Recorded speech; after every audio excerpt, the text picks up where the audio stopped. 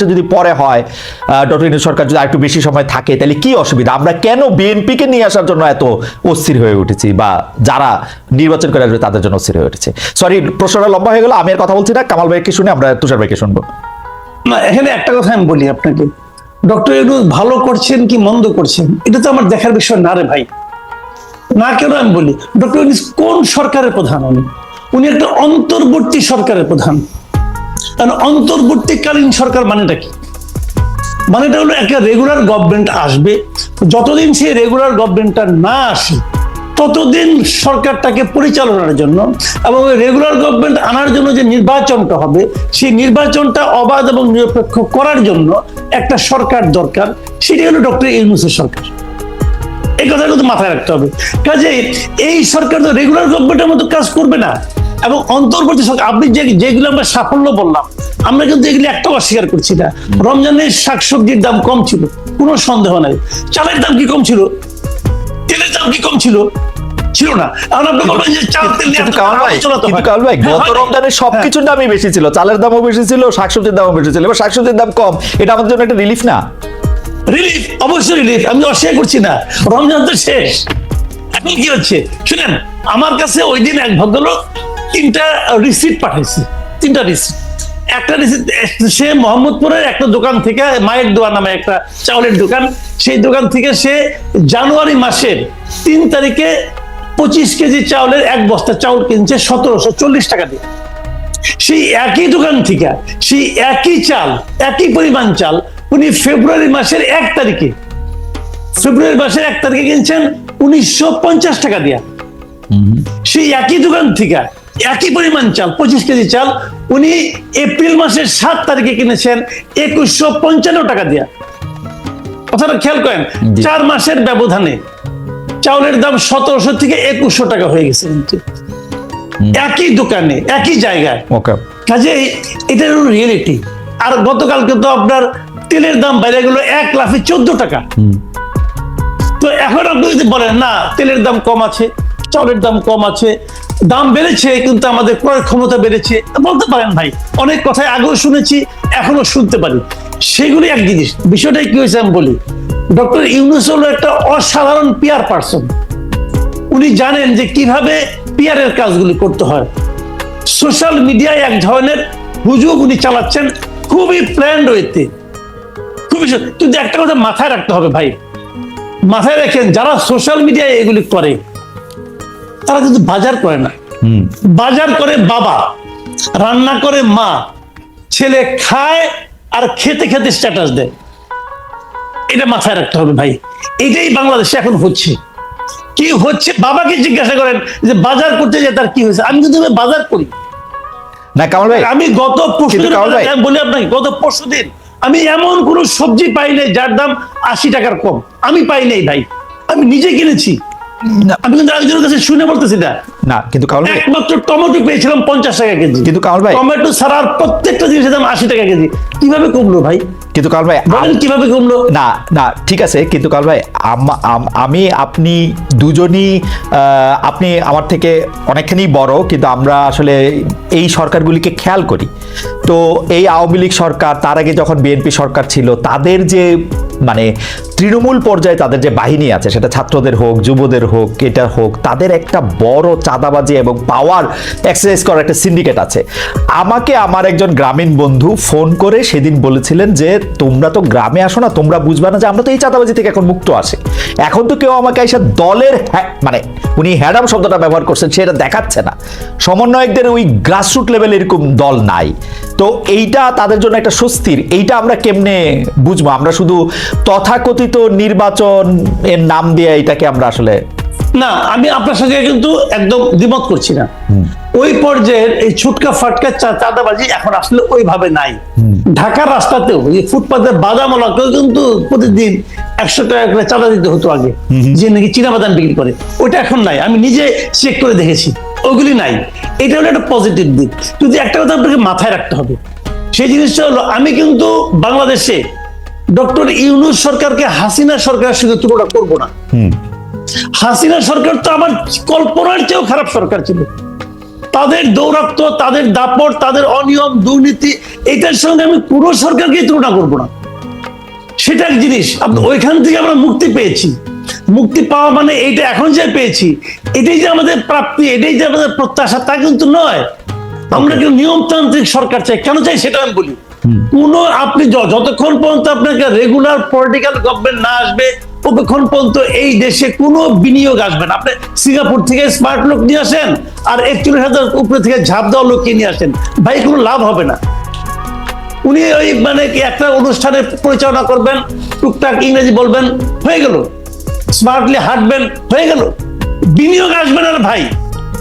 Political government ছাড়া regular government যারা বিনিয়োগ করবে, তারা কিসের উপর ভরসা করে করবে? করবে না। কাজে আপনি সেজন্য আপনার এখানে একটা রেগুলার পলিটিক্যাল গভর্নমেন্ট আসতে হবে। কথা বলছে ডক্টর ইউনূস যদি ভালো হয়, উনি এই ক্যাবিনেট দিয়ে ইলেকশন করুক না, অসুবিধাটা কি আছে? আচ্ছা, আরেকটা কথা, সেটা হলো এই ইলেকশন এদের প্রতি সাধারণ মানুষের ম্যান্ডেট আছে কিনা তারও তো একটু প্রমাণ হওয়া দরকার আছে। আপনি তো গায়ের জোরে বলতেছেন জুলাই অভ্যুত্থান, আপনি গায়ের জোরে বলতেছেন। কে নিয়োগ করছে? ডক্টর ইউনূস নিজেই বলছে তাকে নিয়োগ করছে ছাত্ররা। ছাত্ররা এখন কই? ছাত্ররা মিটিং রাখলে তো 100 লোক হয় না। তাহলে ওরা নিয়োগ করতে হয়েছে, শুয়ে পড়ছে। ভাই এই সিস্টেমের ক্ষেত্রে সেটা কি হবে? সংস্কারগুলি করা হলে এটা থেকে আমরা আসলে মুক্তি পাইতাম কিনা, এইটা হচ্ছে আমাদের প্রশ্ন।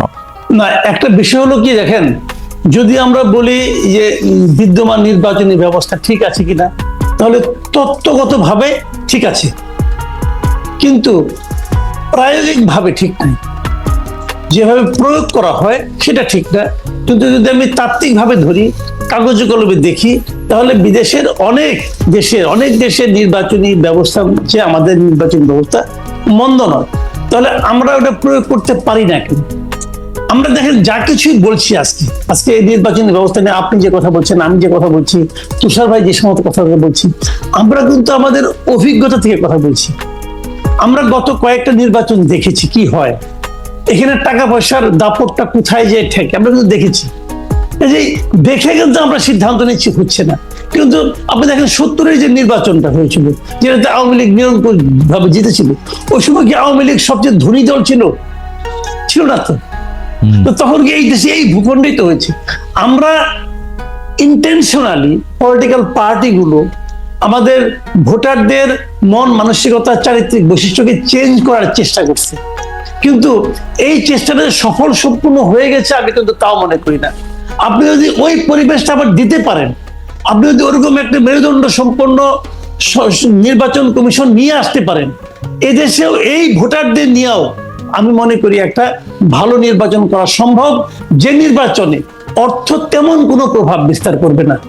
একজন লোক কোটি টাকা দিবে, তার কাছ থেকে টাকা নিয়ে একজন ভালো লোককে ভোট দিবে, এই মানসিকতা আমাদের ভোটারদের মধ্যে যে একদম নাই, এটা কিন্তু আমি মনে করি। কারণ আপনি অভিজ্ঞতার কথা বলছিলেন, কিন্তু 91 সালেও কিন্তু আমি যদি দেখি যে এরশাদ সাহেবের আমলে এটা প্রথম শুরু হয়েছে মারাত্মকভাবে, 70 সালে না, মানে প্রভাবিত করা।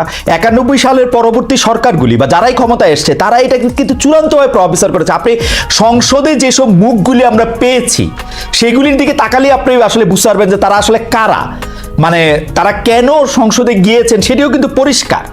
তো সেটি আপনি কেমনে মানে আমি সেটাই বলি আপনাকে। জানেন একটা জিনিস হলো কি, গণতন্ত্রটা কিভাবে অগ্রসর হয়? গণতন্ত্রটা কিন্তু অগ্রসর হয় ট্রায়াল এন্ড এরর বেসিস।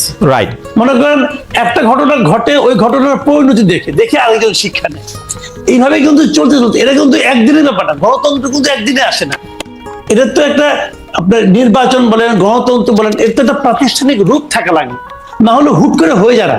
তো আমাদের এখানে যতবার হতে নিয়েছে ততবার কিন্তু আমরা এটাকে ব্রেক করেছি বিভিন্ন রকম এই সামরিক বাহিনী দিয়ে, মার্শাল ল জাতি। যেমন ইন্ডিয়ার আমরা তো একই সঙ্গে 47 আমরা কিন্তু দেশ বিভাগ হয়েছিল, কিন্তু ইন্ডিয়াতে 47 থেকে পর্যন্ত একবারও তো সামরিক শাসন আসে নাই। কিন্তু তারা কিন্তু নির্বাচনের মাধ্যমে অগ্রসর হয়েছে। সেই নির্বাচনগুলির মধ্যে অনেকগুলি ফল্টি নির্বাচন ছিল, অনেক খারাপ নির্বাচনও ছিল, এখনো নির্বাচন নিয়ে প্রশ্ন কিন্তু উঠে। তারপরেও এটা গণতন্ত্র কিন্তু একটা জায়গায় এসে দাঁড়িয়েছে, যেটা এটুকুকে মানা যায়। কিন্তু পাকিস্তান তো পারে নাই। আমরা কিছুটা মাঝখানে পেরেছিলাম, পাকিস্তান তো তাও পারে নাই। তো এইগুলি কিন্তু আপনার ডিপেন্ড করে আপনি কতদিন সেটাকে কন্টিনিউ করতে পারবেন। পলিটিক্যাল পার্টিগুলোর মধ্যে ধান্দা থাকবেই। 2000 মানে আমরা যেটাকে 111-এর কথা বলি, 2007-এর পরে সেই 111 কিন্তু দেখেন, যদি 111 সময় না আসতো, ওইটা কিন্তু না আসলে কি হতো, 22শে জানুয়ারি যে নির্বাচনটা হওয়ার কথা ছিল 2007-এ, ওইটা কিন্তু 2014-রই একটা কিন্তু রেপ্লিকা ছিল, কিন্তু ওইটার আদলেই কিন্তু 2014-তে হয়েছে। সব আমার থাকবে, আমরা ঠিকঠাক করে নেব, আমরা প্রধান উপদেষ্টা বানাবো, অমুক তমুক করবো। এইটা হলো কি পলিটিক্যাল পার্টিগুলির মধ্যে সেই চারিত্রিক একটা এক ধরনের বৈশিষ্ট্য তাদের মধ্যে তৈরি হয়েছিল। কিন্তু আমি মনে করি যেটা 24-এর ঘটনায় আমি মনে করি আমাদের চেঞ্জ হওয়া, নতুন কিছু পাওয়ার একটা বাস্তবতা তৈরি হয়েছে। এখন যারাই স্বৈরাচারী হতে চাইবে তাদের মাথার মধ্যে কিন্তু 24-এর যে পরিণতি, এরকম পরিণতি তো এর আগে হয় নাই। 24-এর যে পরিণতি, শাসকের যে নির্মম যে মানে পরাজয় এবং পলায়ন এবং পর্যুদস্ত হওয়ার যে ঘটনা, এরকম ঘটনা কিন্তু অতীতে কখনোই হয় নাই। এরশাদ দেখেন স্বৈরাচারী ছিল, তারও পতন ঘটছিল, কিন্তু উনি কিন্তু ইলেকশন করতে পেরেছেন জেলখানা থেকেও, পেরেছেন তো। কিন্তু এখন কি হচ্ছে, এখন যে বাস্তবতাটা, এরা তো ইলেকশন করতে দিলেও আসতে পারবে না, অবস্থা এমন দাঁড়িয়েছে। মানুষের যে ক্ষোভ, এই ক্ষোভটা দেখে কিন্তু আমি মনে করি আগামীতে শিক্ষা নেওয়ার বিষয় আছে। কিন্তু তার পরিবর্তে আপনি যদি জনগণের হাতে যদি আপনার বেছে নেওয়ার ক্ষমতাটা না দেন, তার যে অধিকার, এটা তো অধিকার হবে আমার। আপনি যারা বলতেছেন যে ইউনূসকে 5 বছর রাখতে হবে, ওনারা ওনাদের ভালোবাসা থেকে বলতেছেন, ওনাদের ভালোবাসাকে আমি অনার করি, কিন্তু পাশাপাশি আমি ওনাদেরকে বলবো যে আপনি কি সবার কাছে জিজ্ঞাসা করছেন? না। সবার মতামত দিচ্ছেন? না। সবার মতামত যখন নিতে পারবেন, সেটাকে আমি ডেমোক্রেসি বলতে পারবো। Absolutely. আপনি আজকে ইউনূসকে বলবেন, আমি একটা কথা বলে শেষ করি, হ্যাঁ। আজকে আপনি ইউনূসকে ভালো বলতেছেন, আচ্ছা কালকে যদি ইউনূস মারা যায়, তখন আপনি কি করবেন? তখন আপনি আরেকজন ইউনূসকে কোথায় পাবেন? পাবেন তো না। সেক্ষেত্রে আপনাকে কি করতে হবে? আপনাকে সিস্টেম ক্রিয়েট করতে হবে। Right. আপনি সংস্কারের কথা বলেন যে সিস্টেম ক্রিয়েট করবেন, আপনার নিজেরাই তো সিস্টেম ভাঙার চেষ্টা করতেছেন যে ওনাকে রাখতে হবে। Okay. কেন? ওনার যদি জনগণের সমর্থন থাকে, তাহলে উনি তো একটা পার্টির সঙ্গে আছেন অথবা পরোক্ষভাবে আছেন, উনি প্রকাশ্যে চলে আসেন, ওই পার্টির নেতৃত্ব দেন, ইলেকশন করেন। যদি জনগণ আপনাকে চায়, আপনি নির্বাচিত হবেন। ওনার তো টাকার অভাব নাই, 666 কোটি টাকা যদি কয়েকদিন আগে মাফ করে নিচ্ছেন, টাকার তো অভাব নাই রে ভাই, ওই টাকা দিয়ে ইলেকশন করেন না, অসুবিধাটা কি? কামাল ভাই, আপনি এই প্রসঙ্গটা নানা সময় তুলেছেন তুষার ভাইও, সেই জন্য এই প্রসঙ্গে আমি কথা বলতে চাই যে 24-এর পরবর্তী, বিশেষ করে এই যে জুলাই আন্দোলনের পরবর্তী সময়